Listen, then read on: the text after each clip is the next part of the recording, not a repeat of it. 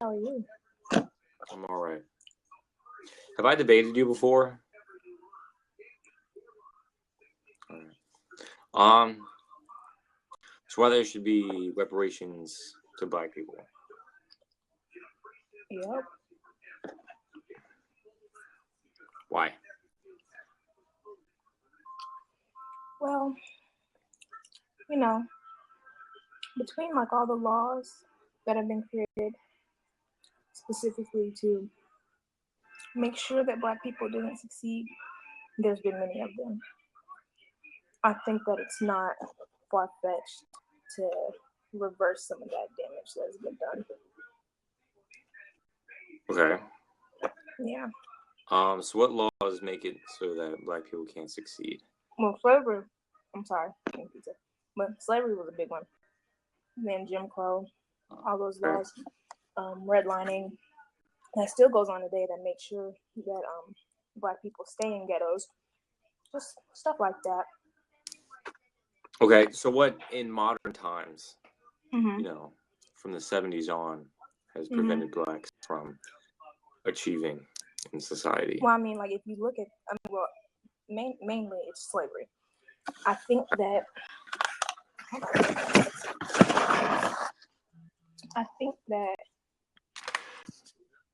slavery has set Black people back from just decades. I forgot what study it was, but it said that it would take the average Black family 260 something years to accumulate the wealth that the average white family has. And I think that it's just necessarily just unfair, only because there's slavery back in I forgot what also another source I forgot, but in 1860 there were just 4 million slaves in the U.S.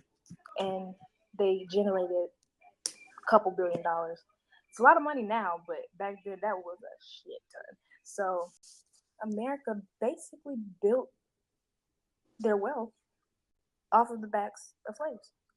And I mean, America barely said sorry for it, but let alone try to reverse some of the damage that had been done after the emancipation and stuff like that. Okay. And Jim Crow and stuff like that only furthered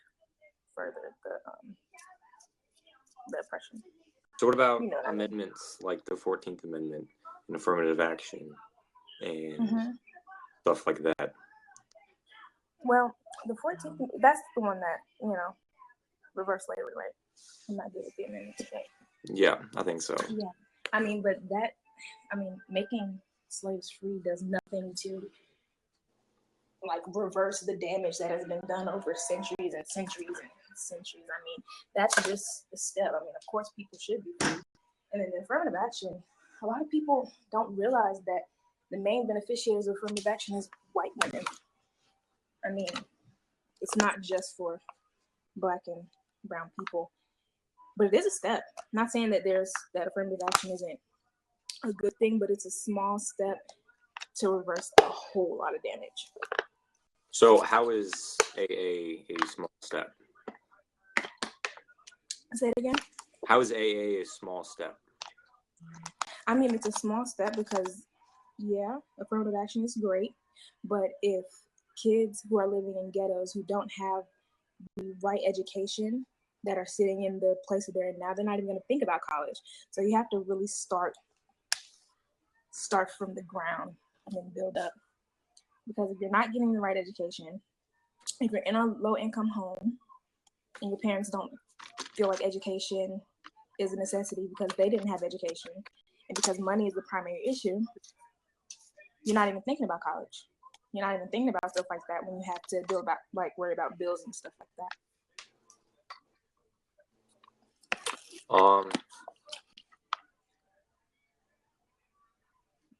Let me Google affirmative action. Go ahead. Really quick. Yeah.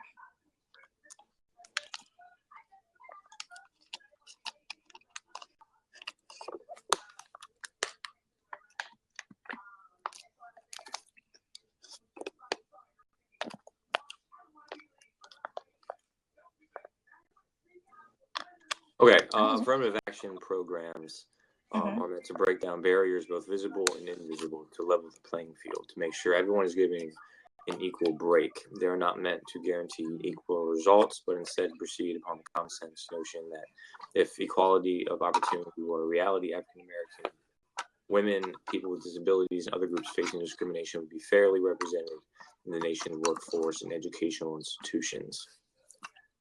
So,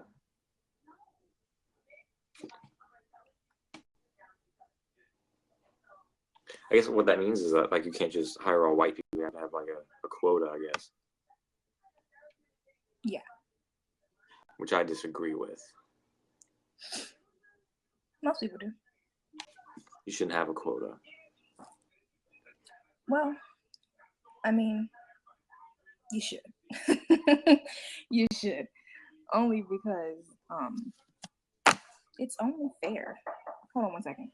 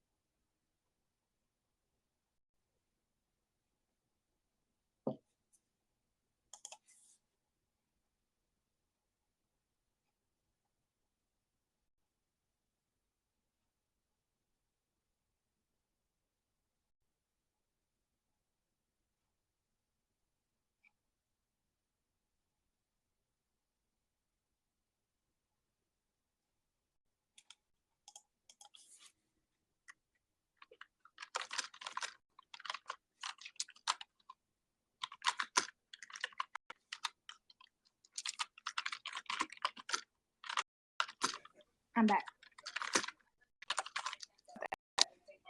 Hello. Apologies. So what would be a reparation that you would want? I think that the reparations shouldn't go to descendants of Black slaves individually.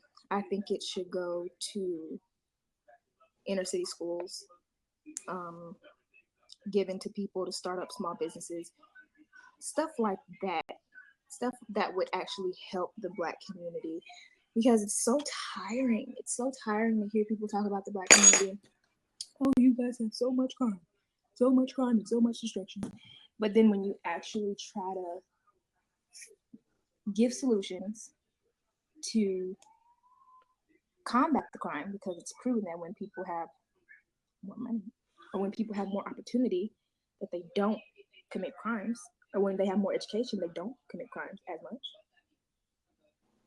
Nobody wants that.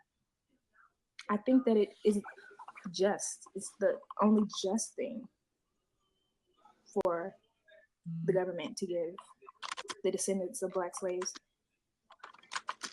reparations, because nobody seems to be so appalled that there were laws, many laws, Jim Crow, slavery, redlining, many laws to make sure with surgical precision that Black people stay behind.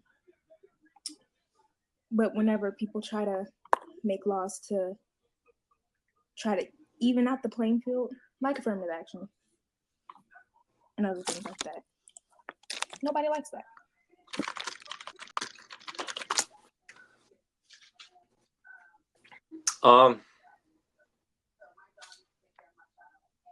So why should Black people be given an unfair advantage? I don't think it's an unfair advantage. I think it's an equal chance. I feel like the unfair advantage was given to a lot of the white families that have their wealth based on the backs of other individuals who weren't paid for their labor. Centuries of that. So I don't feel like if they were giving reparations, it would be unfair. It's it's due. It's very overdue, actually. And I think that if we actually knew, not just like the surface stuff, but if you actually knew a lot of the things that went on. I mean, everybody knows that slavery was gruesome. Everybody knows that it was horrible. But if people actually knew, like, some of the things that went on, I don't think they would look at it, because I mean, we're just so desensitized to slavery. Like, yeah, it happened, da da da da da. But if people actually knew what really went on, I think the conversation would go a little bit differently.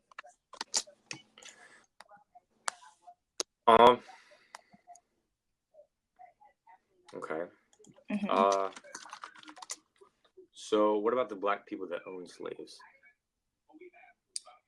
But you see, are you talking about the ones in Africa, or are you talking about the ones in America? In America.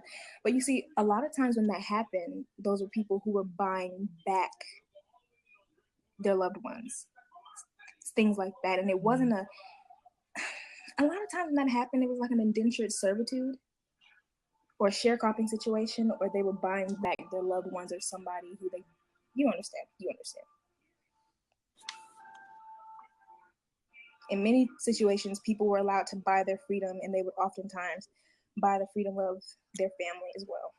So technically, they had slaves, but I doubt it wasn't like that. And even if, still, Black people weren't the majority to have slaves. Very, very small percentage. I think that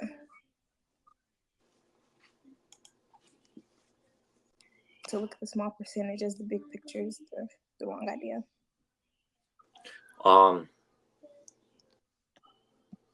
So at the peak of Black slavery in the South, only 6% of Southern whites owned slaves. If you include the white people in the North, it means that only 1.4% of white Americans owned Black slaves at the height of slavery. Are you sure? Yes. What's your source?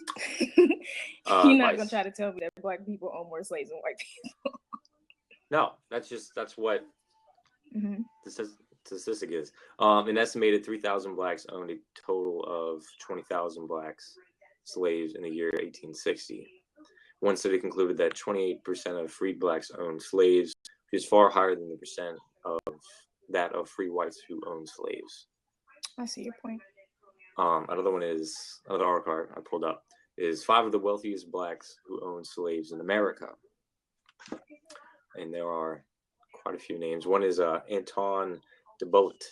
Was born in Louisiana to free Black parents, Antonin DeBullock Sr. and Rosalie Belly. His father was part of a successful sugar plantation known as Cedar Grove. After his father died, DeBullock took over the plantation along with the 70 slaves. He eventually married a wealthy Black woman, and when she died, he inherited several properties, making him the wealthiest free Black slave master in Louisiana by 1860. There's another one, Justice Angel and Mistress L. Horry were 2 of the wealthiest free Black masters, each owning 84 slaves in 1830. They were known for not practicing a benevolent form of slave ownership.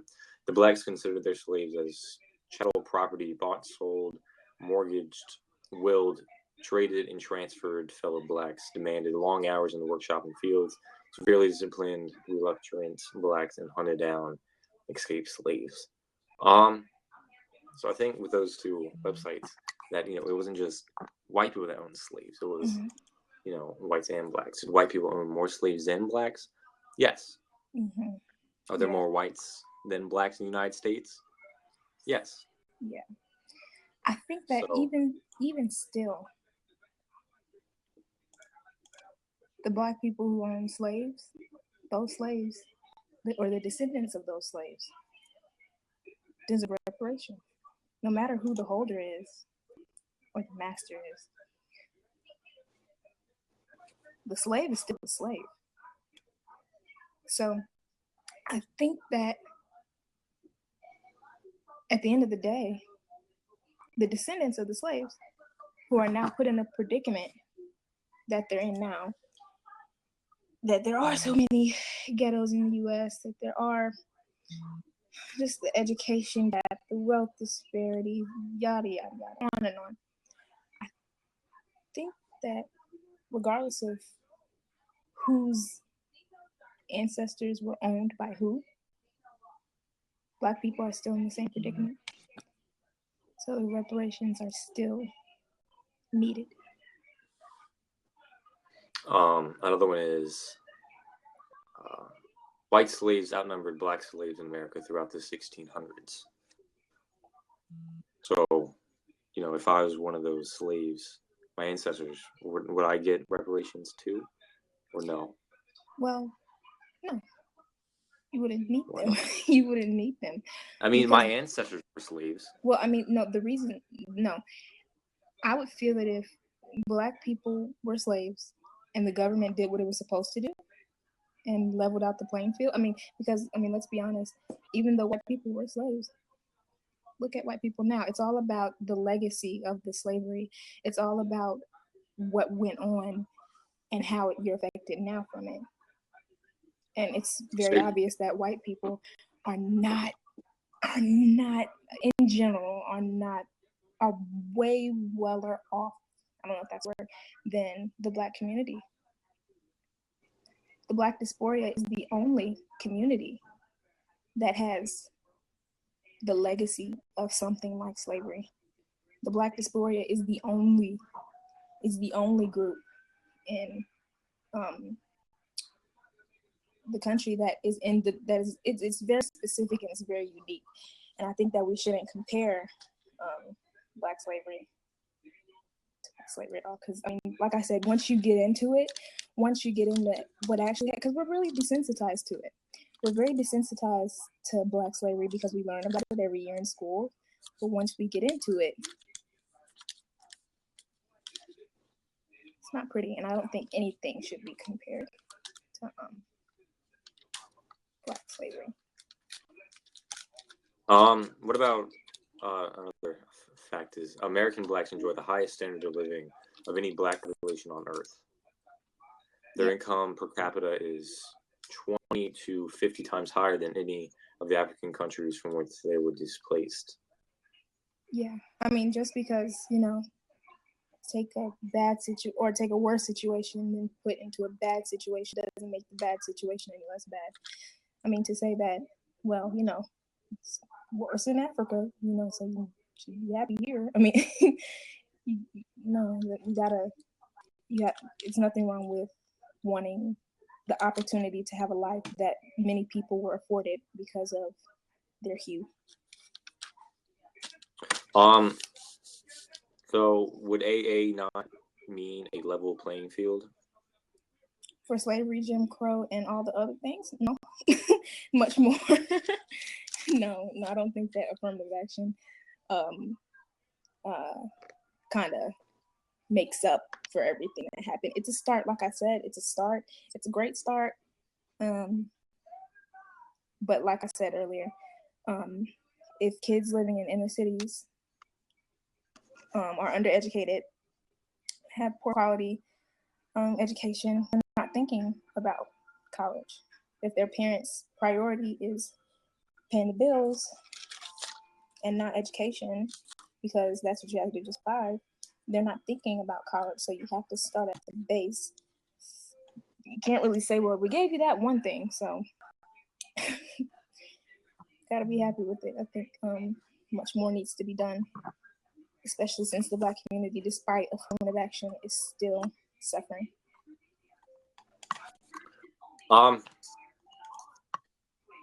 So white slavery and black slavery was different, even though it's still slavery. I think that the magnitude and the legacy of black slavery is a little bit more, I'm not going to say relevant, because I think that white slavery was a form of indentured servitude as well. Hold on, let me look this up. I'm pretty sure white slavery was a form of indentured servitude where they committed a crime or something like that, and then they would work it off.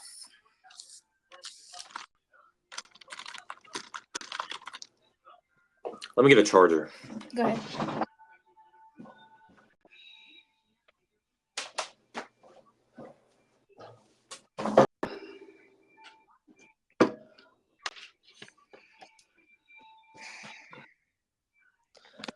All right. Yeah, I really don't feel like reading all this shit, but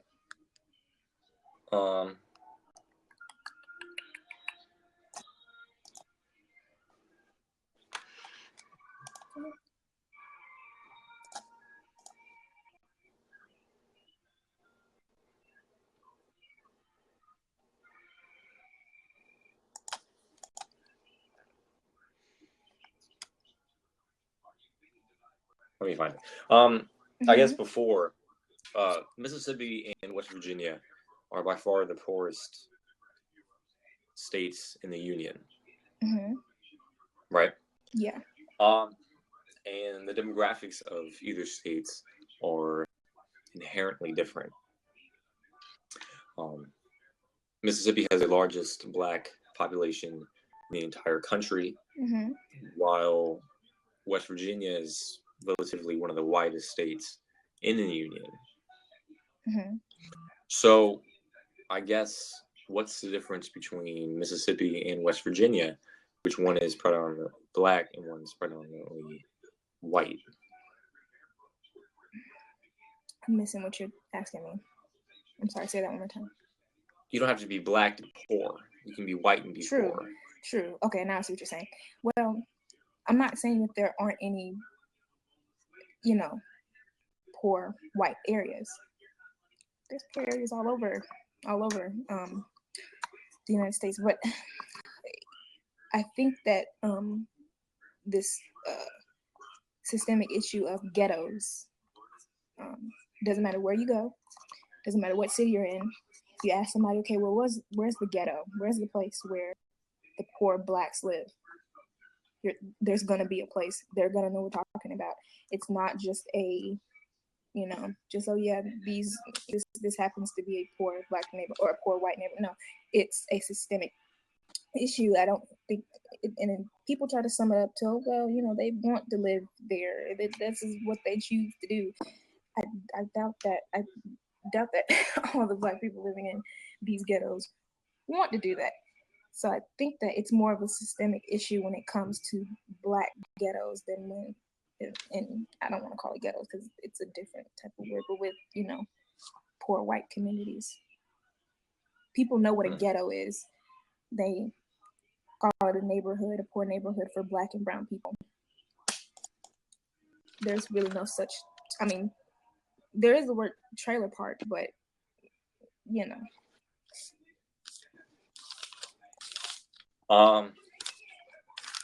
But do you think that could just be the land that they live on? Because a majority of the blacks live in the South, and without agriculture, the South is effectively useless unless you're, New Orleans or Atlanta. Even if you're Atlanta, even if you're New Orleans, it's still and then there's Florida. But throughout the South is generally poor. Before, even since the 1600s, the South has always been dependent on agriculture, while the North has been, predominantly more industrial and whatnot. You can see that with the Civil War and how either played out. So do you think it'd just be the land that they live on? No. Okay, why not? Because it doesn't just point to the fact that it's in the South. You can go to places like Los Angeles and the South Side is just as bad as any South or any Southern ghetto. It's not just a Southern problem. It's all over the United States. Even in New York, there are some areas that are just absolutely horrible. Even in places like, Chicago and other. I'm not sure if that's in the South, though. Is that in the South? Anywho, you see my point. It's not just Chicago in the South. Geography is not my strong suit, okay? Chicago's in Illinois.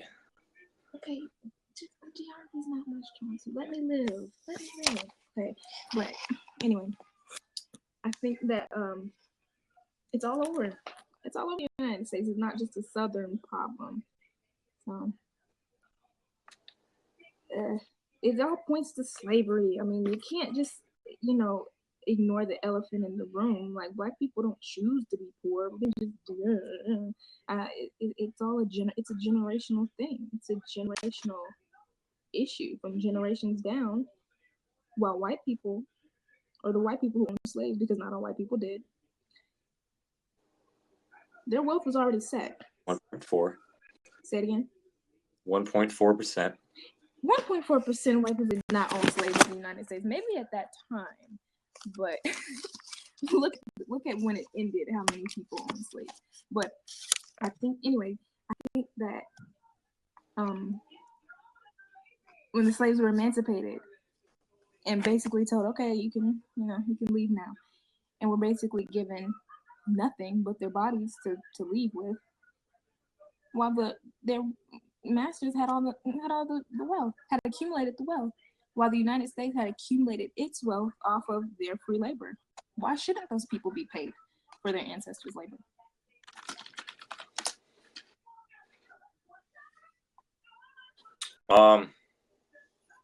So the height of slavery was between 1525 and 1866, and the entire history of slave trade in the New World, according to the Transatlantic Slave Database, 12.5 million Africans were shipped to the New World. 10.7 survived the dreaded Middle Passage, disembarking, in North America, the Caribbean, and South America. In this article, so if I can find it, it says, at the peak of black slavery in the South, only 6% of Southern whites owned slaves. If you include white people in the North, it means that only 1.4% of white Americans owned black slaves at the height of slavery. Well, there were 12 million slaves brought to the New World. So 1% of the whole population of people who own slaves divided 12 million slaves between the 1%. I mean, these were just the people who were brought here. They don't talk about the people who were born into slavery and the free people who were turned into slaves, quote unquote.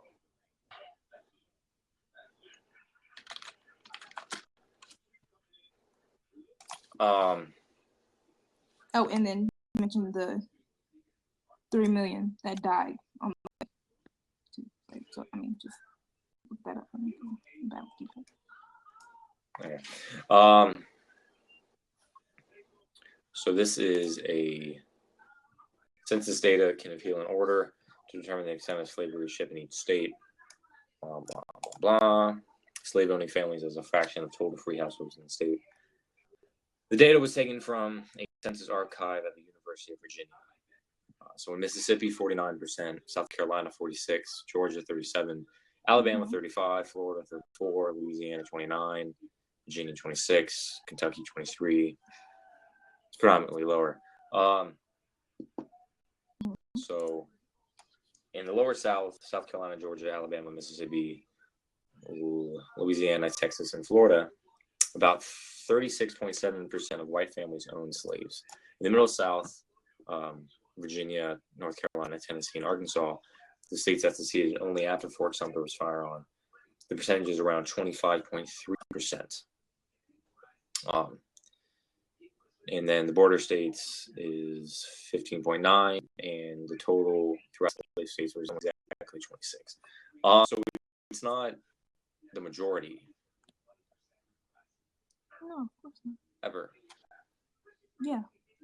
So, I don't think now slavery is a major problem. In the early 1900s into the 60s, I'm sure it was. But now with AA and everything else, Everything else being all the amendments, the 13th Amendment abolishing slavery, the 14th one. I mean, everything else, like affirmative action, that's helped to combat the legacy of slavery, because it was helped to kind of level the playing field, like the definition said.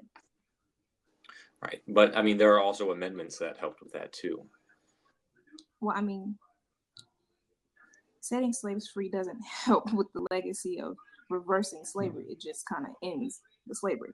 But nothing's going to end anything that was in the past. You can only. Okay, so how would something end the legacy of slavery? Well, you can end the legacy of slavery. Well, we have to understand what the legacy of slavery is. The legacy of slavery is just the stuff that I was talking to you about, just the inequalities between the wealth, between the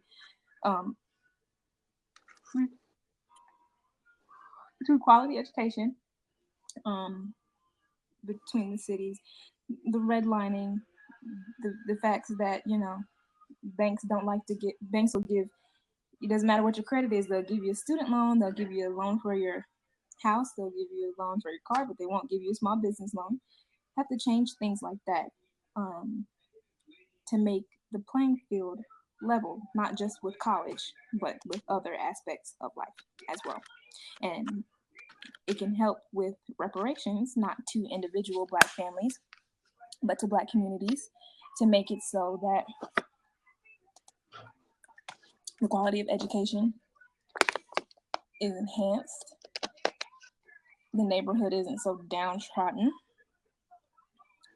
things like that. Stuff like that. Because that is the legacy of slavery. The fact that it would take a Black family 260 years to accumulate the same wealth as a white family. That right there speaks for itself. So, I don't think I have not benefited from slavery. No, you haven't. And I don't think I haven't been affected by slavery either. Yeah, you have, though.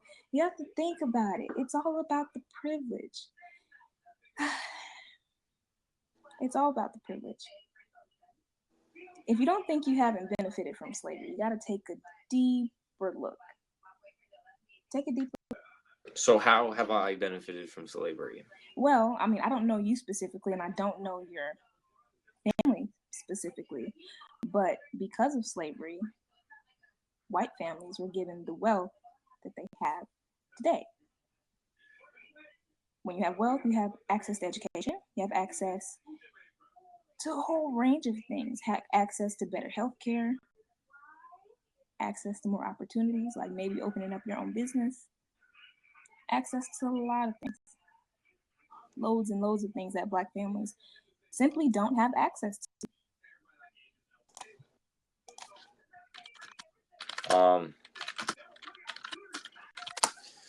So say that I benefited from slavery. My family's from the North, so my family never had slavery or had slaves. That's why I didn't reference your family, I know, but not all white people had slaves. True.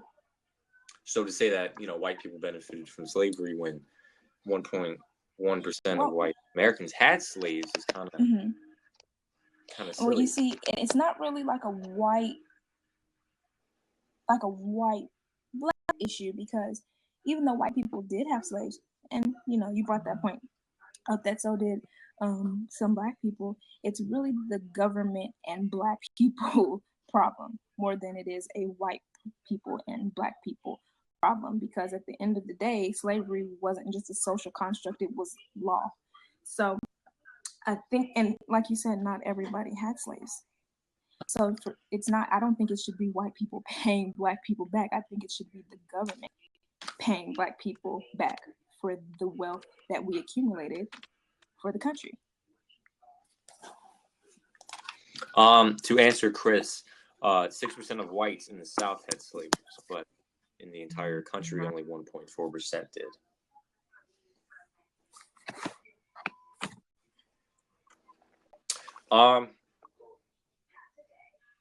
So you're half right. So I guess another thing, because my family has never directly benefited from slavery, and I assume you're pretty well off.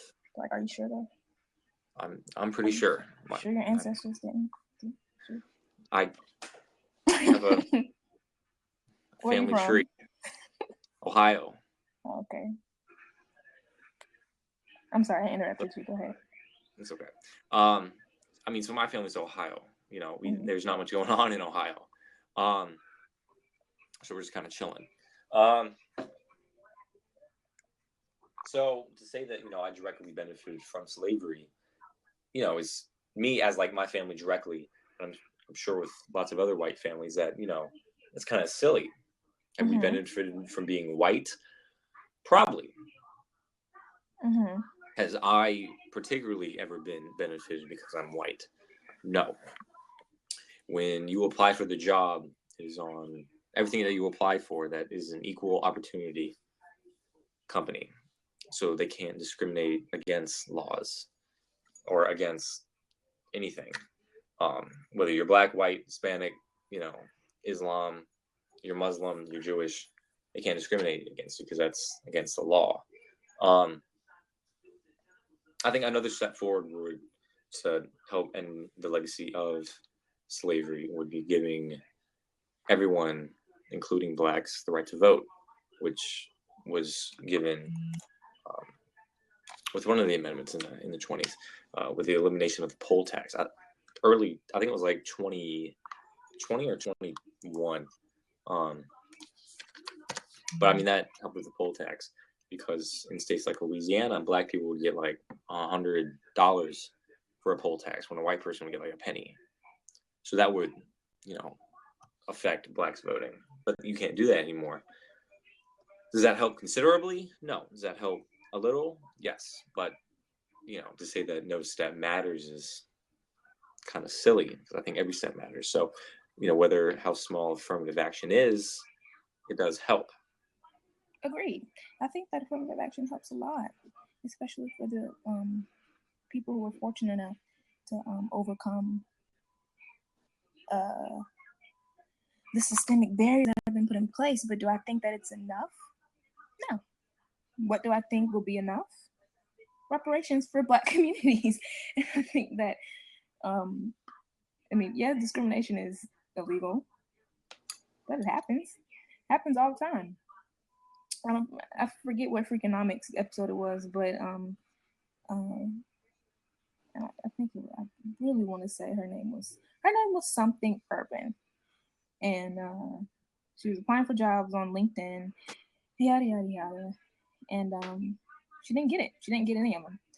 Then she changed something about her name. I forgot what her name was. I wish I could remember, but then all of a sudden she got all these offers and stuff like that. I mean, discrimination, even though it's illegal, even though racism is frowned upon, it happens literally all the time. So she changed her name? Yeah, on her LinkedIn profile, and to something whiter. I mean, just say it like that, something whiter, and then she got loads of hits for the same job. Why would you want an employee, with a name that you can't really pronounce? I mean, because not everybody's white and has easy pronounceable names. I mean, a lot of people can't pronounce my name. That shouldn't mean I shouldn't work there just because it's different. Well, is your name black or is it African? My name's Hawaiian, but it's considered black. My name's Kalana. I mean, all right, let me look up common black girl names. It's going to be everything with an apostrophe and ending in a letter A. I promise you.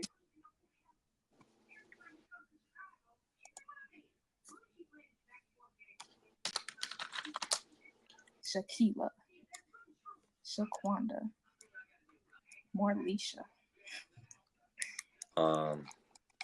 So many vowels, I promise you. That's some boys. Hold up. Uh-huh.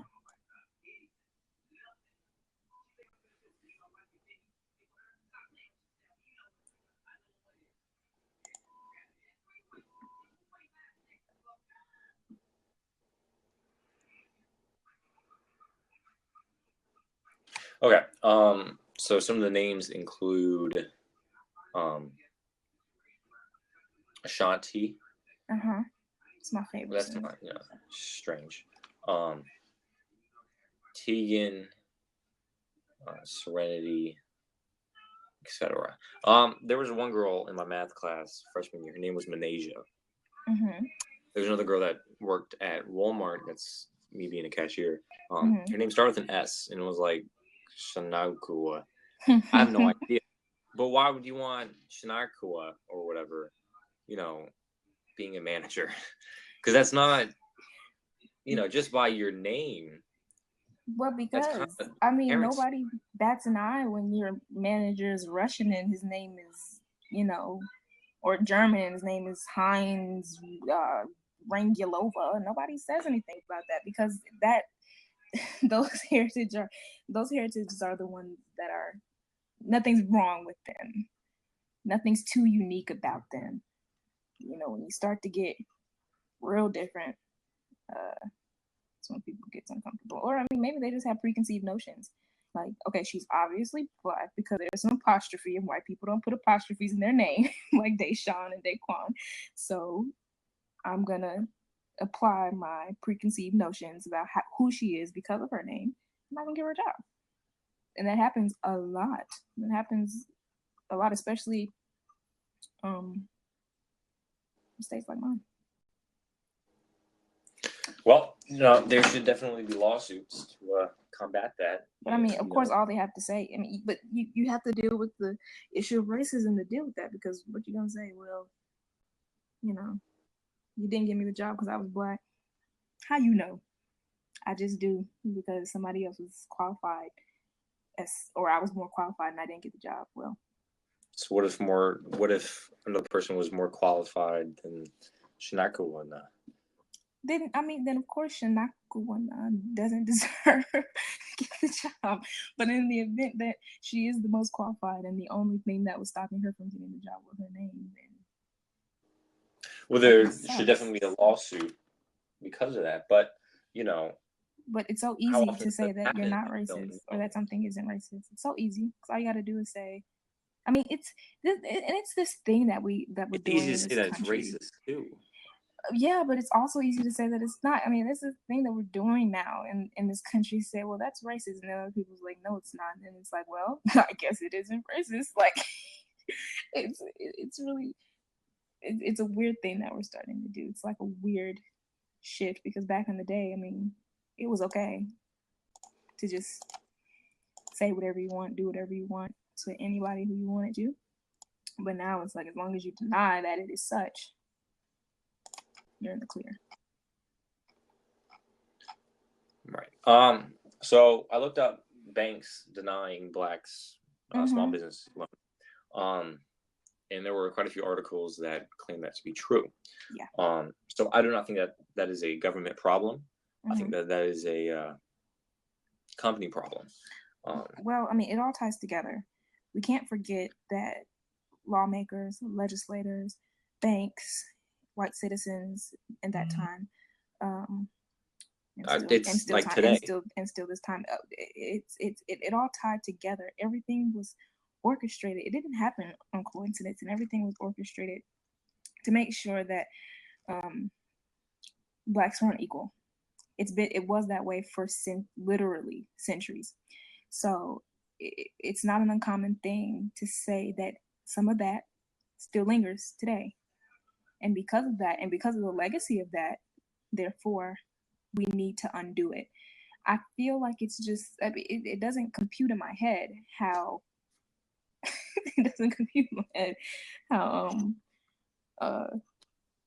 Black people are not owed reparations when we were brought here to do free labor.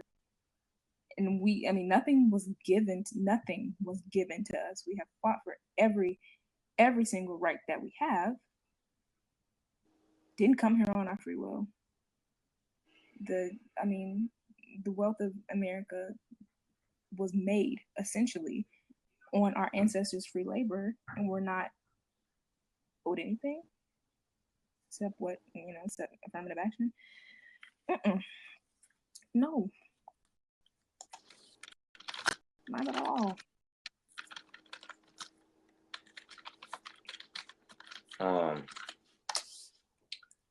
Hold on. Okay.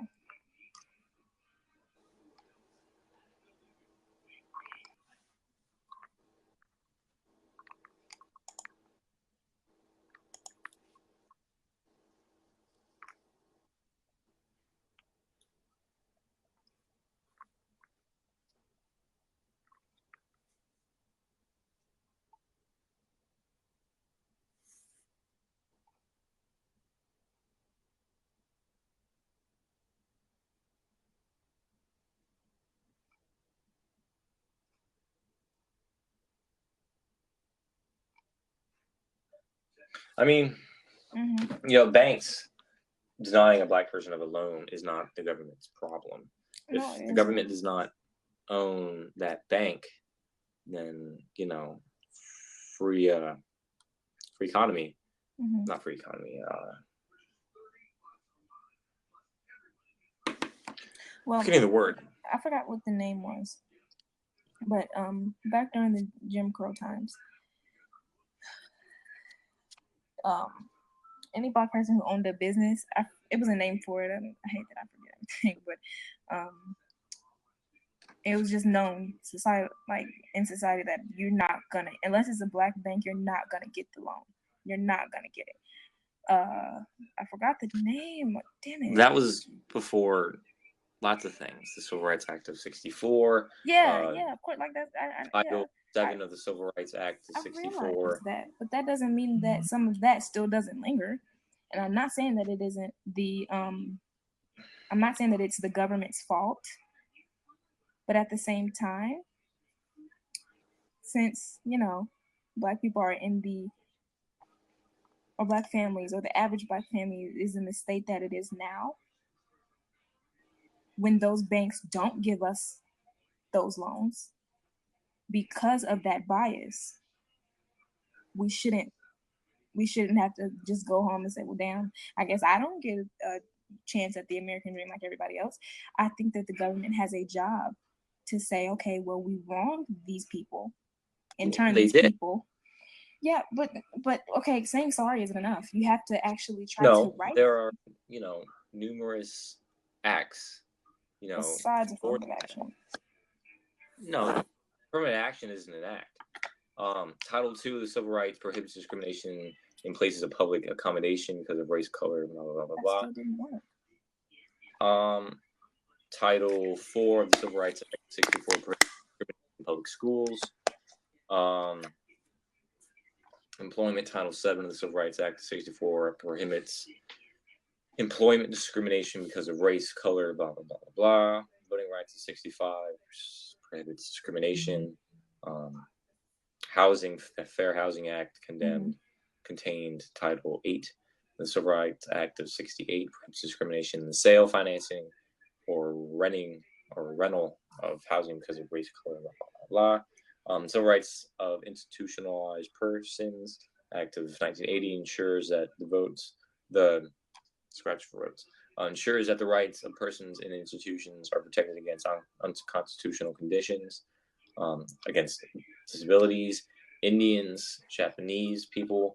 I mean, the government can only do so much, because it has so little. I think that making people. I disagree. But I think making sure that people are, I think that's a little step. All those are little steps. Okay, we're gonna make sure that these people don't throw you out of their business. We're gonna make sure that you aren't discriminated against. Okay, great.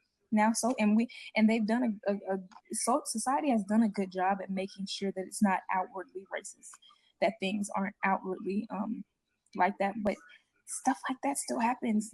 Black people still get discriminated against, and in the long run, I mean, that was the least that they could do to make it a law that you can't throw somebody out of your business because what I'm saying, they're black, which still happens. It happened to me 3 months ago, but I mean, even then, that still doesn't make it better that Black individuals still don't have the same opportunity to the American dream as their white counterparts.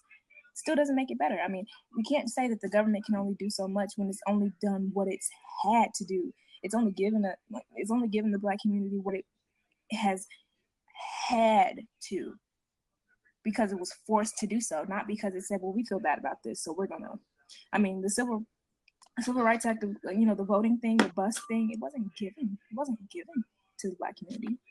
We had to fight for that tooth and nail. And I feel like when Black people want and realize that we deserve reparations, hopefully we'll get that too. But I think to say that,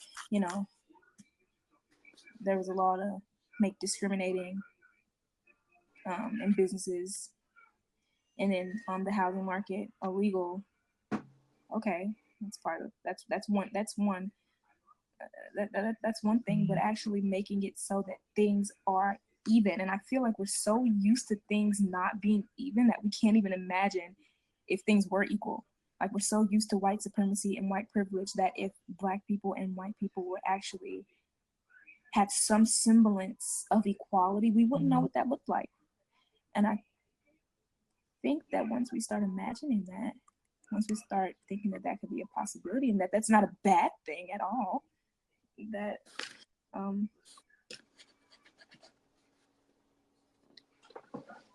some communities would be better off for it. So in what circumstance were you thrown out? Oh, it was my house back there. Well, I mean, I just moved to college, but my house, it's right by a high school. It's not a great high school. A lot of Black students, and the convenience store is right across from there. And a lot of the students would go to the convenience store in the morning to get some snacks or whatever before they went to class. I didn't go to that school. I went to an early college up the street. And because I had a book bag, me and the other people were told to get out, but we saw the Voyager students, it's the private school, it was a small one. Yeah. They came in and they didn't tell them anything. And they told us basically either put our bags behind the counter or leave. And I said, fuck that. So I left. So have you, so that's not really being thrown out though. I mean, come on. They didn't tell the other students anything at all. And they said either take your bag and put it behind the counter or leave. So have you filed a lawsuit? Of course not. I mean, if I filed a lawsuit every time somebody followed me around in the store, I would be filing so many lawsuits. Like, no. Okay, I don't have the resources to do that. You think that, Black people should be reprimanded. Not reprimanded, yeah. Give reparations. Yeah. And then, you say, the government has to do this, this, and this, mm-hmm. when the only way that comes about is with, fighting tooth and nail, as you said. Mm-hmm. But, you don't fight tooth and nail, not tooth and nail. mm-hmm. Then you don't really help the problem. Well, I mean, either. Those laws have already been made and people are still doing it. I mean, what more can the government do? I mean, the laws already been made that you can't discriminate based on color. People already do it. Let's say I do pursue the lawsuit. Okay, then what? It's still going to happen. It's still going to happen. Racism is a construct. It's a societal construct. It's not just isolated incidents. And to say that, I mean... Was the convenience owner Indian? No, I think he was... I'm not sure if he was Indian. I think he was like some type of Asian. So he's not even white. No. Anti-black racism doesn't just happen coming from white people. Anti-black racism is very unique, and it happens by a whole bunch of minorities. So is the government racist to Japanese people? Is it racist to Japanese people? No, yes. I think that it gives other groups of people sets of opportunity. Like I said, because the African American dysphoria is so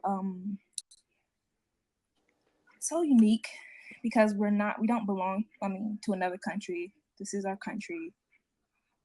Yeah, we're looked at as a standard American. I don't think it's racist to Japanese people from another country. I feel like because we are a dysphoria, the racism towards us is a little bit different. There has been no, centuries of laws created for, Japanese people. So what about the internment camps in the 40s that, Yeah, that was fucked up. That was even, that was fucked up. But, I'm not going to compare worse that to... than kind of slavery. No. See, I think that when people say that the internment camps and the Holocaust and stuff like that was worse than slavery, when slavery was over a period of centuries. And the internment camp, I forgot how many years was it, but I think it was less than 10, right? I guess so. Yeah, it was less than 10. And then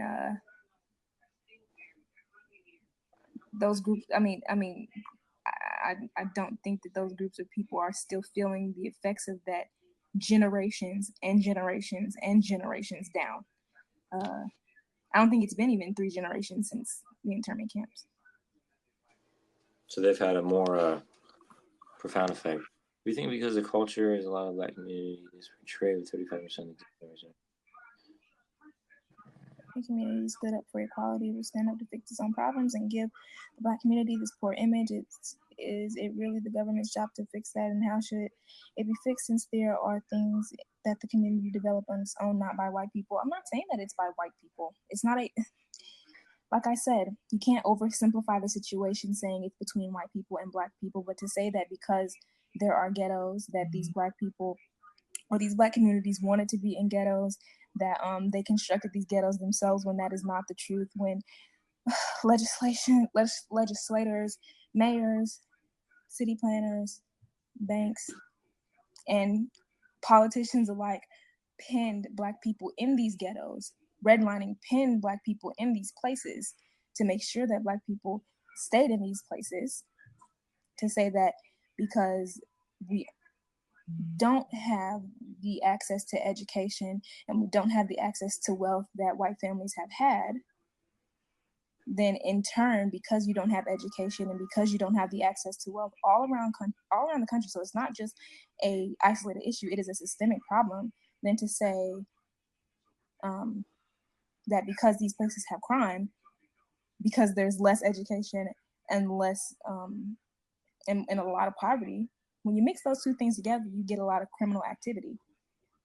So I think to say that it's a problem, I do agree that Black people have to take ownership to a point that you can decide your fate to a point. But I feel like the situation that Black individuals have been put in, that it's not a coincidence that a lot of poor African American people all live together and they're grouped in these ghettos, and then right beside these ghettos are schools that have horrible education, these food deserts that you can't find a grocery store within miles, but if you go to predominantly white areas, everything seems to be okay. That's not a coincidence, and we're ignorant to treat that as such. You got to look at the bigger picture. Bigger picture. Going off of what Chris said, the government did not make gang members. No, I don't. No, of course not. But I feel like it's not. I feel like if we directly not white people's fault either. No, of course not. But I think that if we directly link the two like that, no. But if we look back generations and generations and generations, the government did kind of, enforce slavery. They didn't enforce gang members, though. No, they didn't. But I think slavery and gangs now have very little in common. I agree. But what I was saying earlier was that when you take people or Black people out of slavery, years and years go by where there are laws put in place where they are meant to not be equal in every way, in literally every way. And then gerrymandering and redlining put them into these neighborhoods where there is poverty and low education. The product is gang members. The product is crime. Those are the products. But I'm not saying that it's the government's fault, but I'm saying that it is an effect of what happened centuries ago. So what about in the 70s when Black people were bused to white schools and white people were bused to Black schools? Say it again. What about in the 70s where Black people were bused to white schools, predominantly white schools, and white people were bused to predominantly Black schools? They were bused? Yes. Like B-U-S-T, like bust? Yes, there was a forced integration. Yeah. To help combat that. Yeah. So what about if a black goes to a predominantly white school, but he still doesn't do as well, then, it's not education. It's right, but that doesn't happen when, let's say that the white school is, you have to take 4 buses to get to said white school. You're not going to do that when the black school is 1 bus down. Those white schools are in white neighborhoods. Those black schools are in black neighborhoods. And a lot of times, especially in my state, you have to go to the school that's closest to you. So, it does happen. Like the school, and I forget the southern state, but it was the Rocky something school. The Rocky, it was the first integrated school. The Rocky, I should know this. Oh my God. You remember it. It was a movie made off of it. No? So the Supreme Court law was Charlotte Mecklenburg, which was it promoted integration. Yeah. So that white students would go to predominantly black schools and vice versa. My teacher went to a predominantly black school, and she's a teacher. She's doing pretty well off. Yeah. So why did she do well off, but maybe her black peers didn't? Well, maybe she was nurtured at home. Maybe her family, I don't know. Maybe her family nurtured her in that way. But a lot of kids who come from broken homes, whose parents are rarely there because they're working. Well, that's not the government's problem or white people's problem. It's not. It isn't. It is. No, it's not white people's problem. It is the government's issue, though. It is the government's issue. You can't treat every single black community or ghetto. They made a name for it. Every single ghetto or project as an isolated incident when you can go to any city and find said ghetto or project. It isn't an isolated incident that black people generally have low, like inner city schools, such poor education. It isn't just a coincidence that these schools receive lower funding. It isn't just a coincidence. These aren't coincidences. These are the effects from slavery, something that the government orchestrated. Therefore, the government it's the government's job to reverse those or try to reverse those. I think that it isn't enough. It's not enough to say sorry, and affirmative action isn't enough. It doesn't. So that's not really what I said, though. My white teacher went to a predominantly black school. Your white teacher? I thought she was black.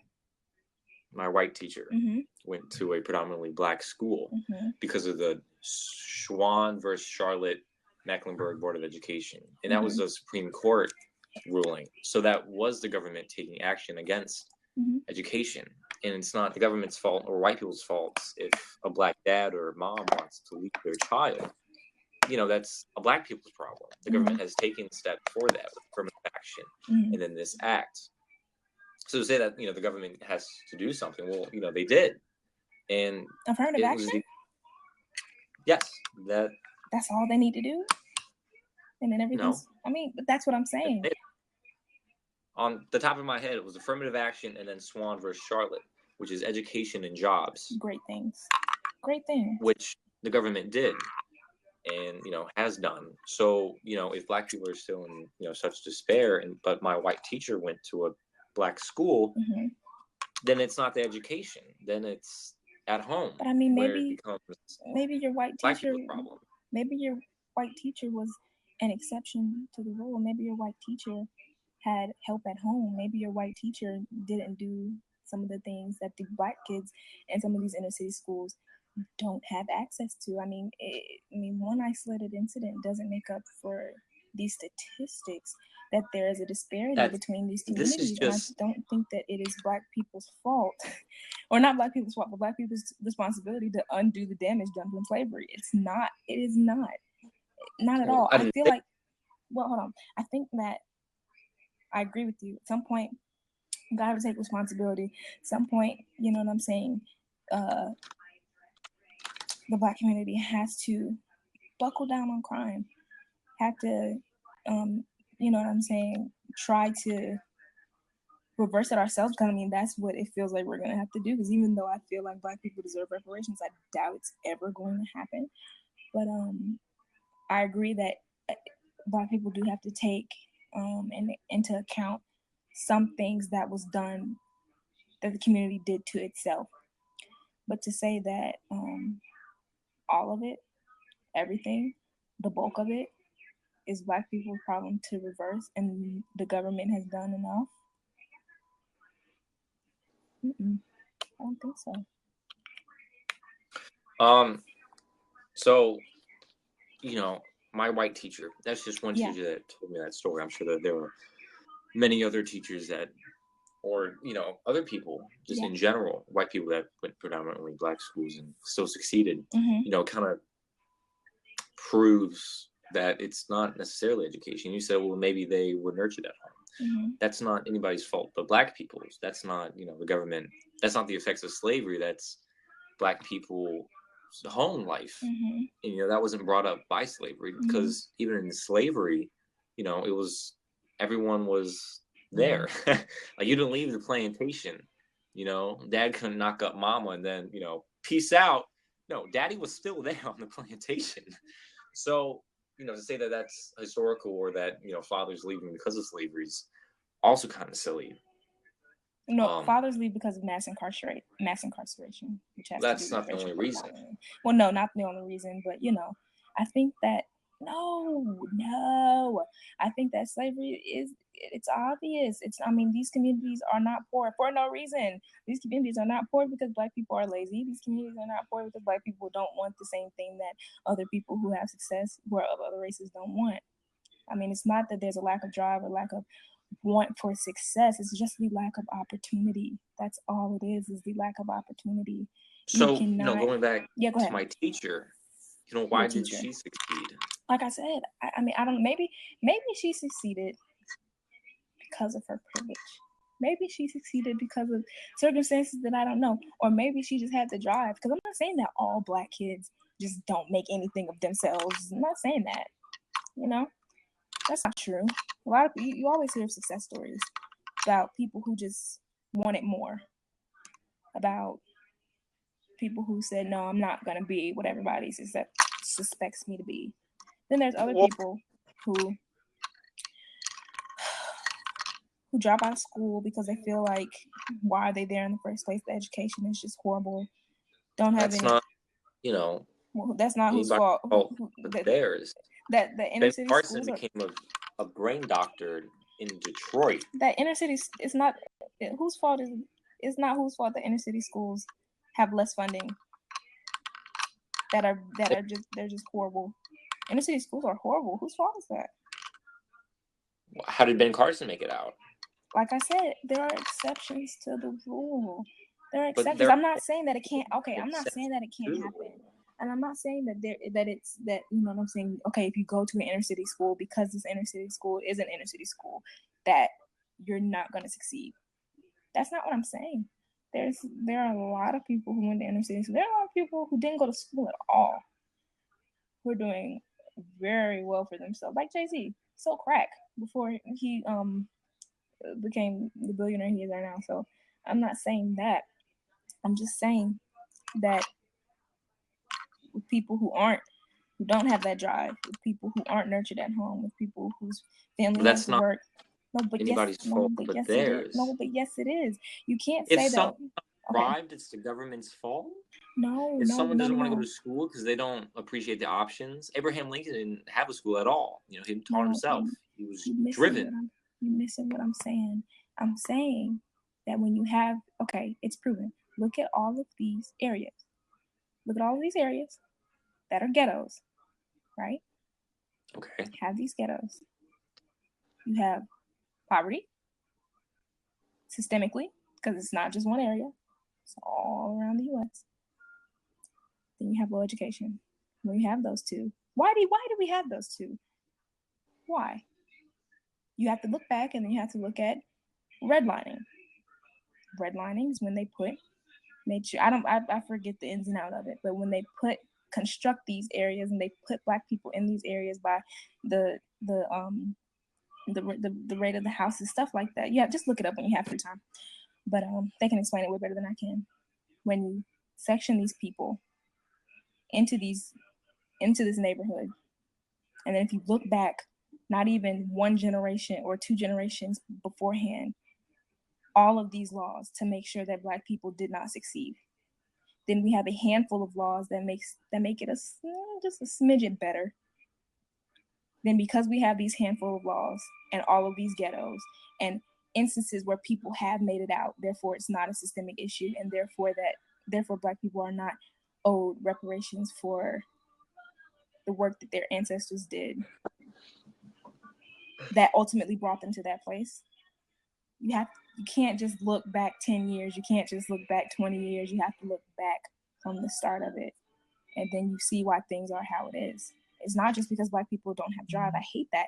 It's not because that Black people want to be in that situation. Nobody wants to live in those places. But when you have no choice, there's no job opportunities, and I mean, let's say you did get a job, you're not qualified. You're living in poverty. Why are you living in poverty? Because you're living in a place. Why are you living in this place? Because of redlining, gerrymandering. Why were those constructs there? Because of slavery, because of Jim Crow laws, because of all the laws put together to hold Black people back. You can't forget those things. I guess I would just like to point out, you're not really like supplying facts. I've noticed. What would you like? I mean, just like facts to like back your opinion up, because like I'm bringing up facts. Okay, and, hold on. Let me look up. I forget this statistic. Let me show you this. And like I'm bringing up facts from my personal life that kind of go against the education. Obviously, there are going to be exceptions, but if a white woman can do it in a predominantly Black school, then why can't? Well, she's a white woman. I mean, other things. But so other things go into it. I mean, huh? Are you saying that white people are destined to get jobs? No. Because of their education? No, I'm not saying that, but I'm saying that a white person and a Black person with I'm saying a white person and a Black person with the same education, it's shown that a white person is something times more likely to get said job. But hold on one second, I'm looking something up.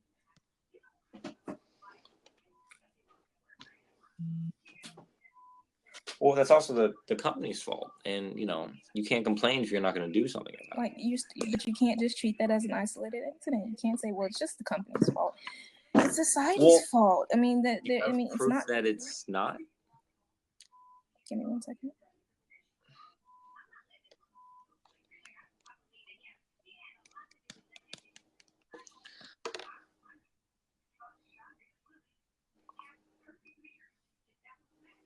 I'm reading what Chris said. Okay. Chris asks, I'm curious of your view because it's not the government's job to really do much more than abide by the Constitution. Any bill that gets turned into a law was put by their elected official that we the people put there. So I don't know what else we can do other than change the culture within itself from within. And the lack of opportunity comes from the choices that are made. When you choose to join a gang or commit violent crimes, your opportunities go right out the door. I agree. Ben Carson did it. It's not just because you live in this area doesn't, necessarily means you have to end up this way. Anybody can be the exception. But it happens to a lot of people, and the reason why it happens to a lot of people is when you have poverty and low education, you get things like gangs, and you get things like people who sell drugs because they have no option but to sell drugs when you can't find a job and you can't support your family. I mean, that's just what happens. I've lived in one of these neighborhoods. So, I mean, if we want to talk about personal experience, then I can tell you that's fine, but what's stopping this person from walking 2 miles to the good library and learning something? If you are driven, you're going to make it. If you're not driven, then yes, you will join a crime. You have apparently no other option. But I mean, to say that people, if that's only what somebody knows, if all somebody knows is that type of lifestyle and they don't know anything other than that, and it's been proven because there's so many young people in these gangs. When somebody, if they don't have that, let's say they get it on their own, like Ben Carson did. Let's take Ben Carson. Let's say they get it on their own. But if these people don't have that help at home, I saw the Ben Carson movie. Was his mom like a crackhead or something? I think so. Yeah. I think that I mean, to say that, to take the exceptions and say, well, they made it, so I mean, it can happen. I mean, of course it can happen. There are always exceptions to the rule. But I think that to say that it isn't the government's job to undo something, we're only here because of slavery. To say that it isn't the government's job to undo something that directly caused this inequality, it isn't. I mean, not every Black person lives in a ghetto because they want to live in a ghetto. To say that these people want to live in a ghetto that's crazy. Nobody wants to be poor. Nobody wants to you know what I'm saying, to not have the opportunity for a better life. To ignore these things like redlining, to ignore the legacy of slavery. It's just so, I mean, that's kind of like saying that slavery has absolutely no legacy, that it's just everything is, you know, even now, and you know, everything, all the situation that Black people are in, they've chosen that. This is what they've chosen. They've had an opportunity and they chose the ghetto. Like that's crazy. Well, I mean, if they didn't choose the ghetto, they didn't choose to walk to the library that they're more than capable of. To say that they only know the ghetto, but that's assuming that there is a library in that neighborhood. That's assuming that there's going to be a library in a city. I mean, yeah, but let's say they have to take have transportation. Let's say they have to take 4 buses to get to said library in said city. Well, instead of trying to find food on the table. Like, come on now, you can't say, well, you can just go and do this. Like, it's so easy when you say it. It's really, to say that, I mean, you were talking about inner city kids. City, I mean, there's going to be bus routes. There's going to be a few libraries. It's the fucking city. If you were driven enough, you were going to do that. So maybe it's because, you know, in the culture of Black people, that being driven is not cool. But that's not a culture. You can't say that a whole culture of people is non-determination and laziness and just unintelligence. No, I say it was laziness. But I mean, but that's what I'm not saying that you say that. Of course not. I'm saying that a lot of people say that this is the culture of Black people. It's crime and it's this and it's that. It's not a culture. It's the reality. Black culture. But the reality. Right. The reality is, you know, ask you're Black, so you grew up with people who was seen as cool, Jay-Z and Drake, or Ben Carson, Barack Obama. Jay-Z and Drake. Why are they seen as cool? Why are Obama and Ben Carson seen as white? Because they were successful, because they're driven individuals. You know, why does it have to be white people? Why can't, you know, those Black people make, you know, being Ben Carson, Barack Obama cool? Well, I think that pop culture is definitely different. I mean, look at Drake and Jay-Z. They're very, very well off. What it is they're looked at as honest for a lot of people are confused at why. Well, I don't understand why rap is this sort of you know what I'm saying, they look up to these people. These people are being honest about their experience in these cities. But what a lot of people don't like to highlight is the fact that they rap a lot about how they got out of it. Not today's rap. It depends on what you look at. It depends on if you listen to, you know, it depends on who you listen to. Mainstream rap. I mean, like, but that's what I'm saying. A lot of people want to highlight that, but not a lot of people like to highlight J. Cole and Kendrick and stuff like that. People who try to bring about knowledge of how you get out of that situation and how you can make yourself aware or a more informed individual because of who you are. I mean, people only like to highlight Young Thug and Rich Homie Quan and all those people who are still artists. I mean, you can't expect them to rap about daisies and flowery fields when their reality is drug dealing, because that's what maybe they had to do to survive. But still, you know, why is a Black individual determined to rap but not determined to go to a library? Well, I mean, I think that rapping. Culture. No, it's not. Okay. Say that a lot of people don't know what the Black culture is, and they only think that crime and drugs and thugs is Black culture. People don't know what the Black culture is, so they feel like these are the things that are Black culture. That's not what it is. The Black culture is something very different. That might be the Black reality, that you live in a poverty-stricken neighborhood, that that your school is not the best, and therefore your parents don't have education, or you don't have opportunity like that, therefore you had to sell drugs to put food on the table, yada yada yada. So you rapped about that. I think that that isn't what the Black culture is. Rap and hip hop is a part of the Black culture. That is what it is. But I don't think to say crime and drugs and all of that is the Black culture. I think that is a reality, but it isn't a culture.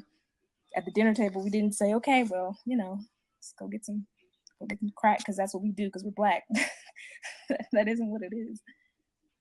So, I'll go back to Ben Carson and Barack Obama. Why are they seen as white? They're not. They're Black.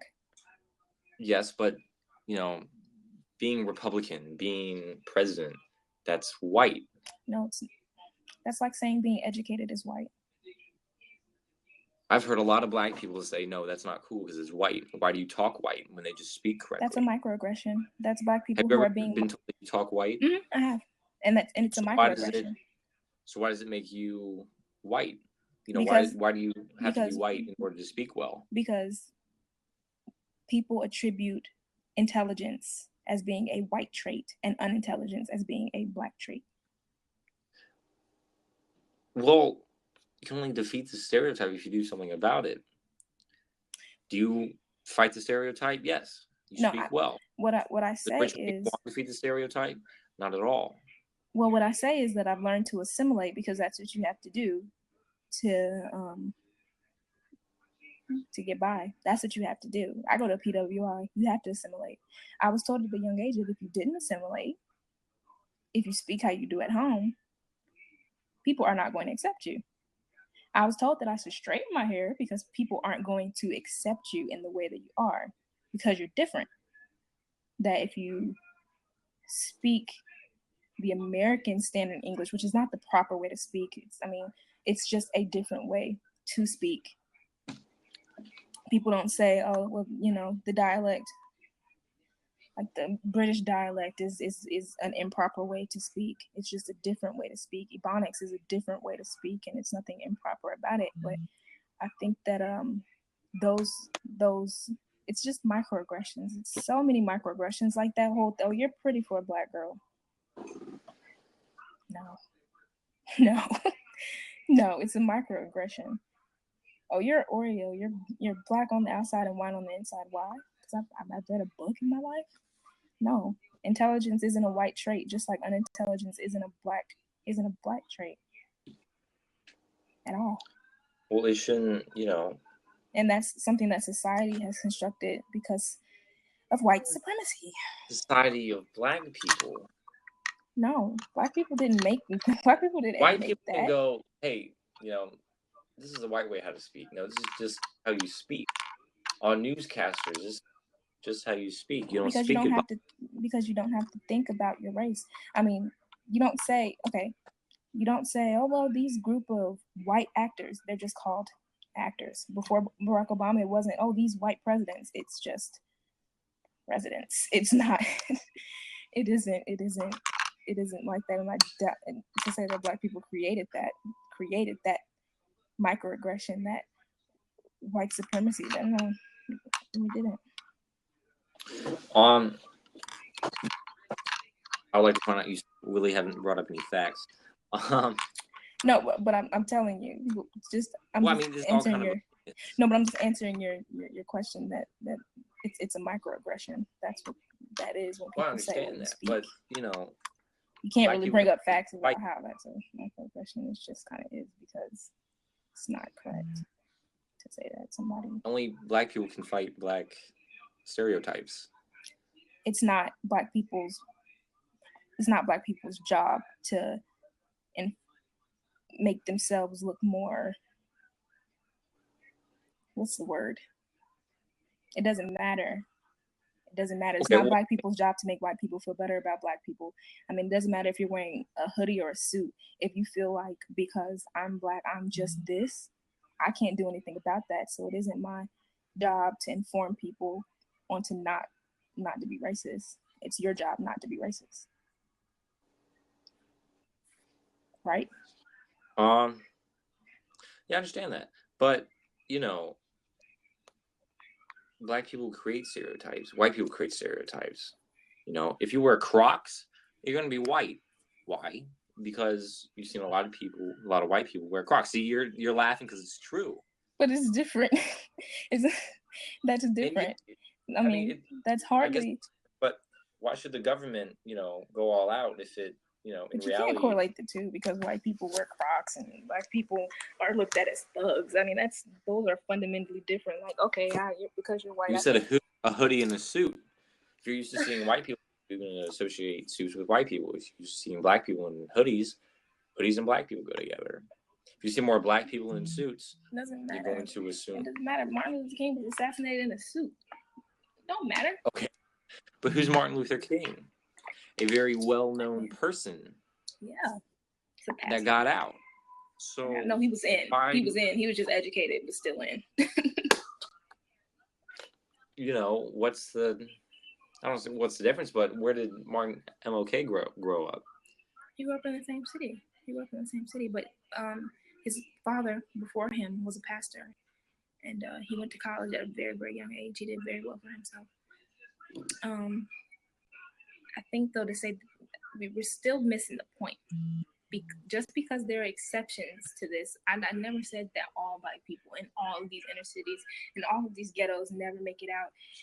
I'm not saying that, but just because there are instances where that is the case, we can't ignore all of the kids who are still left there. And I feel like it is their job to a certain, it is their job to, what I'm saying, not commit crimes. Can't do that. Sometimes people's back are put into a hard place when you have to feed your family, sell drugs. I mean, and other people are just gang members who senselessly kill other people because they don't know any better. And gang culture is a horrible one. I think Chris wants you to read his last statement. So please read my last statement then, because you're right. It's not your job to impress white people, but it is your job as a community to work your way out of this economic problem. An economic problem that we didn't create, an economic problem that we were forced into, an economic problem that would take us 2 centuries to get out of because of slavery. It's our job. I disagree.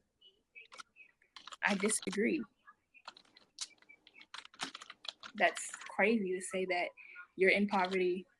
You have the education in these schools is horrible, and it's your job, without any help from the government who brought you here, who put you in that situation, from redlining and gerrymandering, to reverse that.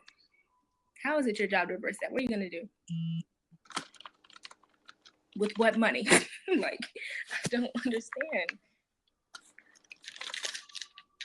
I think that the only way to reverse it is for the government to realize what happened, Chris. For the government to realize that they caused this little shindig. And I think that you can't really complain about black crime and black, stuff like that if you can't have solutions to it. And I think that the solution to it is better education, more opportunities for Black-owned businesses, stuff like that.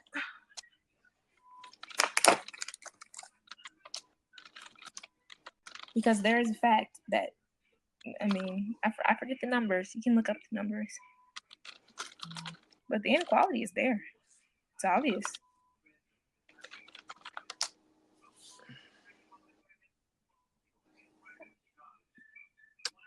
Chris says Section 8 was your solution and it was pissed away by poor choices.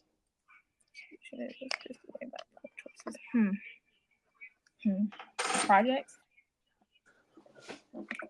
Section 8 housing? Isn't that paid for by the government, though? Mm-hmm. It is. So the government's, busing different people of race to force integration. There's numerous welfare agencies. There's, busing their Civil Rights Act. what else can be done? That's not really, the government's doing a lot. If you like open your eyes and compare, is it not? The government doesn't have to do public housing. Government doesn't have to do welfare. It didn't have to do civil rights. But welfare doesn't only help Black people, though. That's a big myth. You're right. But to say that, Black people live in inner cities, well, where are the projects in the inner cities? So, the projects, public housing is going to benefit Blacks more than whites. So the government is giving y'all a place to live and, trading education. To say that education and housing are different, well, that's fine. But, you kind of ignore my white teacher because it proves me right. Well, I mean, to say that, to say that,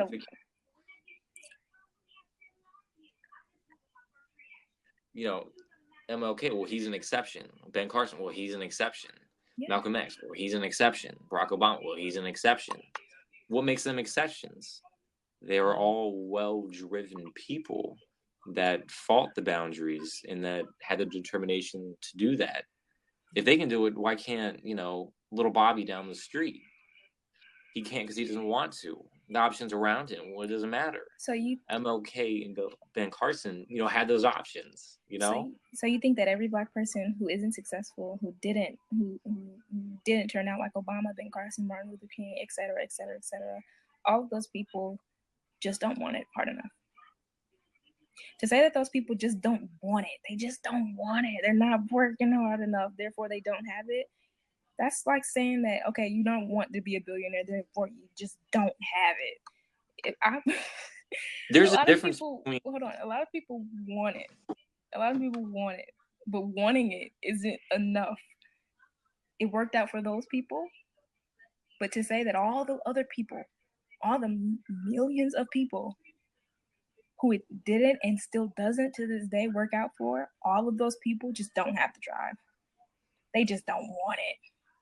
It's just their culture. It's something. But that I want to be a billionaire. Am I going to get a billionaire living in my mom's house? Absolutely not. I might have to walk to the library. What's stopping little Bobby from walking to the library 2 miles away? Well, maybe little Bobby got to sell drugs so that his family can feed. He can feed his family. But why? Why does he have to sell drugs? Okay, I'll say it again. Because when you have poverty and when you have low education, crime is rampant. That's fine. Why did Ben Carson, that grew up in Detroit with, as you said, a crack whore mom? Yeah. Why did he get out? I hate that word, crack whore. It's so bad. But I mean, like I said, and I'll say it again, and I'll say it millions of times. It happens. It happens for a lot of people. It happens, and you're missing my point. To say that, okay, well, these people got out, so therefore there isn't a systemic issue. Therefore, that all the other people who are left in, all the other people who, are still suffering from this, they just don't want it. They just don't wanting something and then being motivated, determined. They're just not motivated. They just don't want it. I mean, like that. To say that. If Tyrone wants to sell crack but not walk to the library, but who really wants to sell crack though? Who really wants to do that? Little Bobby. I mean, but no, you can't say, well, they don't really have any money. So for fun, you know what I'm saying? For fun, they want to go and sell crack. Because, they got to take their mind off of being in the projects. That's not how that works. People sell drugs because they have to sell drugs, or because they can't find a job, or because the job that they have does not pay the bills. Like selling drugs pays the bills. And you're in that community anyway. So I think that we're getting circular. Because, yeah, Ben Carson did it. Obama did it. Kudos to them. Love those guys. But except Ben Carson, I think he's an asshole. But he made it out though. You don't have to agree. Because he was motivated. Was he not? He walked to the library. Therefore, everything was fine. You're making fun of me. No, I'm not. No, okay, because I'm just saying we got to stop treating this as an isolated incident. When you just say, well, this guy did it, so therefore there's not a problem. If Tyrone's motivated enough to sell crack, why isn't he motivated enough to walk to the library? Because in short term, you have to think about the tiers of need. It's air, food, no, air, water, food, da da da da da da da. So in terms of succession, what's more important, feeding your family or making sure that your grandkids and their kids, you know what I'm saying, have a good education based family? That's not what they're thinking about. When you have to think about feeding your family, education is not on the top of the list. That is why a lot of families are not able, Black families are not able to help, you know what I'm saying, their kids with their homework and be as involved in PTA and stuff like that because they're working, or maybe they're not working because they can't find a job. I mean, it's an issue. Anybody's fault but Black people's. It's Black people's fault that they're poor. It's Black people's fault that they have to work to spend money. That's fine. You have to be balanced. You can't put your life into work. You can't put your life into your child. You have to balance that. Mm-hmm. That's not my fault that, little Bobby's mama down the street. No, it's not your fault. It's not white people's fault. And there's welfare. Is there not welfare? Yeah, but that helps white families more than it does Black families. And when you but it does. No, but it does. No, look at it. I understand. I'm serious. If it's a system, it's most likely to, help white people because there's more white people. Black people. I get it. I get that, but why would you want to help Black people? Just the system of slavery is just too ingrained in the United States economic society. Because if Black people live in projects, who gives a fuck about them? Right. But I think maybe Lord Tyrone does have to smoke crack and sell. No, he crack. doesn't smoke it. He just sells it. Never tap into your product. But okay, we're joking, but we're getting off my point. I'll ask you a question. Why shouldn't the ancestor or the descendants of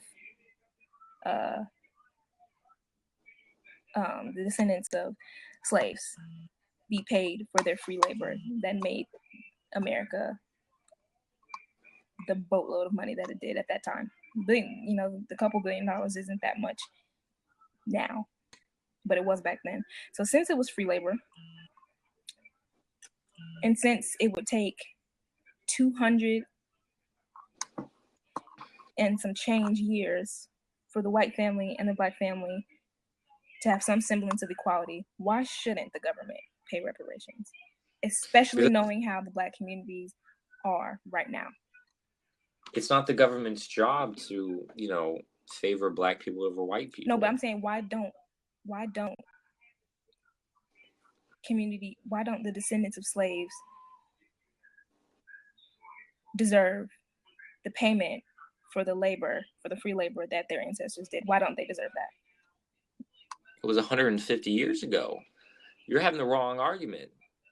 You should have had this argument in 1870. Well, we had a bigger bridge to build than we were still getting lynched. Was your mom a slave? No, she wasn't. Was your grandmother a slave? No, she wasn't. But her mom was. So your great grandmother was a slave? Yeah. So it's not even in 3 generations. Yeah. But in 3 generations, a lot can happen. But in some people, it's been 2 generations. So to say that, it's too much, it's the time has passed. That's a weak argument. It says that it's been for centuries of slavery, because it's been how many years since the emancipation? 150. Yeah, there were centuries of slavery. So should Black people have deserved them 150 years ago? So slavery was around in America since America was America from 1776. Yeah. No, slavery is older than America, actually. Yes, but slavery in America, when America became a country, was in 1776. Mm-hmm. So from 1776 till 1865, that's less than 90. Slavery has ended 150 years ago. Mm-hmm. So over the course of American history, since America has become a country, slavery has been less than half of the American nation's entire history. And if 1.4% of the population owns slaves, it's not a lot of people. But I'm not saying that because not a lot of people own slaves, that there shouldn't be reparations. I'm saying that because almost every Black person who is, living in America now, descendants were slaves. I mean, to say that because, not a lot of people own slaves, but there were a lot of fucking slaves, though. But, I mean, though, is your only argument that because a lot of time has passed that those people don't deserve reparations? I mean, what if they have deserved reparations the day after emancipation? Maybe when it actually affected those people. You never have done free labor. Your mother has never done it. Your grandmother never has done it. Mm-hmm. Your great grandmother has. She should have been given reparations. But the families that have generational wealth because of slavery, that have the playing field is not equal. So there is a legacy of slavery. To say that, okay, well, my grandma. Let's use you as an example. Let's do that. You said you were going to college. I'm in college. Right. So how did you get out? Are you an exception? Well, I didn't grow up in inner city. I didn't. But So where'd your mother grow up? My mother grew up in the inner city. But did she get out? No, she didn't get out. What she did was, I'm the first person in my family to go to college, and now I'm very, very, very proud to say that Black women are the most college educated demographic. I didn't get out because I was never in. Not ashamed to say that. The Black experience is more than just poverty and crime. But I went to an early college. Now I'm in college. If you can get out. Because I didn't. I feel like if I were part of a different family, that if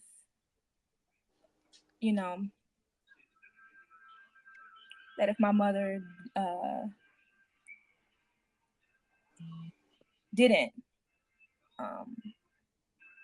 push and grind to move out of the area that she was in, and i.e. determination, and overcome those circumstances, I think that if she was a different person, if she didn't was want more, if she was more, wasn't motivated, if she was more concerned with paying the bills, and my mom's a very strong person. If she was more concerned with paying the bills than my education, then I doubt that I would be here. But that's the case for a lot of people.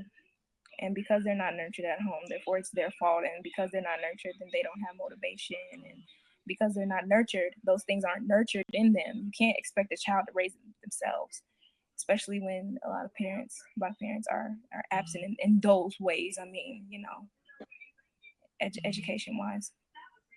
You can't blame that child for not having the I mean, yeah, you weren't taught right. You weren't taught that education is important. Therefore, it's your fault that you're not motivated. That isn't how that should work. But I was motivated because my mom taught that to me, that you can't make something of yourself if you don't assimilate and get out of where you are. I'm glad she taught that to me. I'm glad that I knew that. I'm glad that I, wasn't a part of the statistic that a lot of people fall into. But we can't blame children for not being nurtured at home, because some things are nurtured and some things aren't. But in those situations, when you have to deal with the bills and you have to deal with poverty, education gets put on the back burner. Some people get out. Some people were never in, like me. But that's just what it is. But even still, my ancestors were slaves. A lot of people's ancestors were slaves. It was free labor. They didn't pay them when they were emancipated. It's not too late to pay them now, especially if people want to cry about how the Black community is in such bad shape. So it's no reason that people, Black people may this country so much money, yet we're not owed anything.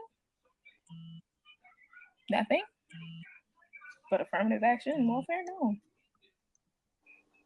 We made this country a lot of money. A lot of families have built their wealth off of our free labor. Therefore, free labor that the government orchestrated. Therefore, the government has a job in giving back reparations. Let me Google something right quick. I was actually going to conclude our debate because ultimately, I believe that it's the individual's motivation and want to become something, which is why your mother is not living in the inner city, which is why you're going to college, which is why Ben Carson, Barack Obama, and all the other exceptions. I think that ultimately. So is everyone going to be an exception? Well, ultimately, I think that we can't just say that all of these millions of people living in these situations just don't want it. It sums up to something way bigger. You can't simplify the situation. But I respect your opinion. And I don't think you're racist. I'm not racist. No, whenever people have these conversations, they're like, oh, you're racist because you disagree. I don't think that's the case. No, I mean, if you think I'm racist because I think it's an individual's want. No, I don't. No, I don't think you're racist. I said I don't. I know, but you'd be stupid to call me racist. No, a lot of white people are afraid to have this conversation because they're afraid of being called racist. All right. You haven't noticed that? A lot of white people just don't even like to say the word black. You haven't noticed that? I think that, black people are really quicker to say that white people are racist than black people calling white people, or white people calling black people racist. When you have the experience so many times, it's hard, to kind of decipher when. Exactly, because that's why there's so many white people going, I don't want to say this word in fear of becoming or being called racist. Mm-hmm. So whether you, systematically or not, But I mean, just saying the word. Just saying the word is like, it's like somebody said that it's like, how in Harry Potter they wouldn't say Voldemort because it was like a dirty word. Right. It's like my black friend. We can laugh about these things. What's your name? Harrison. We can laugh about these things, Harrison. All right. I'm going to go to bed now. Me too. I got class in the morning. All right. Good night. Good night.